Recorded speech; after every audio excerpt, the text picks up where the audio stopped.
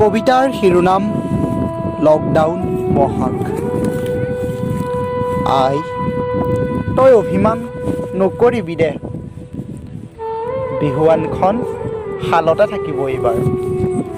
নালাগে এইবাৰ তই ল'ব দুহাতত জেতুকাৰ বোল, বৰচাঙৰ ওপৰতেই থাকক দে তোৰ চেনাই হেঁপাহৰ ঢোল। কপৌ ফুলপাহ এইবাৰ ডালতে থাকিব দে, তোৰ মোহিনী খোপাত নুগুজিলেও হ'ব।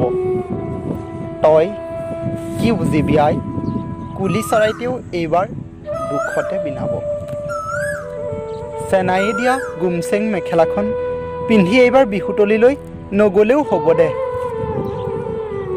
আই দেখিছইচোন মহামাৰীৰ যিহে সংহাৰ ৰূপ, মুকলি আকাশৰ তলত ঘূৰি ফুৰা জীৱশ্ৰেষ্ঠ মানুহবোৰেইচোন আজি গৃহবন্দী। আই তই দুখ নকৰিবি দে, তোৰ লাহি পাহি কঁকালটি এইবাৰ নুঘূৰালেও হ'ব। আই তই কি বুজিবি, উকাকৈ কৰিম দে এইবাৰ বহাগৰ উদযাপন। তোৰ কৌশলী হাতৰ পৰশত চাউলক এইবাৰ নালাগে দে দিব তিল পিঠা সান্দহৰো।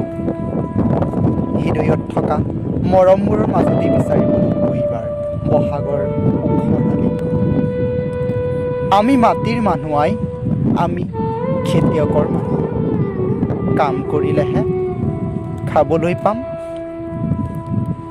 আই এইবাৰ নালাগে দে বিহু পাতিব, মহামাৰীৰ যিহে ৰূপ, বাহিৰলৈ ওলাওঁ বুলিও ওলাব নোৱাৰি।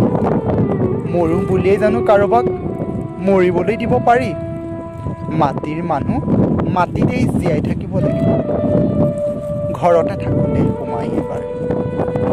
মৰা দি মানুহবোৰ মৰিছে যেতিয়া আমিবোৰ ঘৰতে সোমাই থাকিব লাগিব।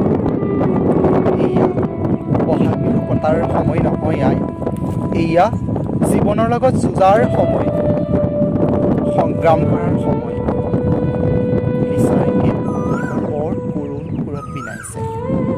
হ'ব দে আই, প্ৰকৃতি আছে নহয়, প্ৰকৃতিয়েই আদৰিব দে এইবাৰ হেঁপাহৰ বহাগ। বহাগটো এইবাৰ লকডাউন হৈ থাকক দে।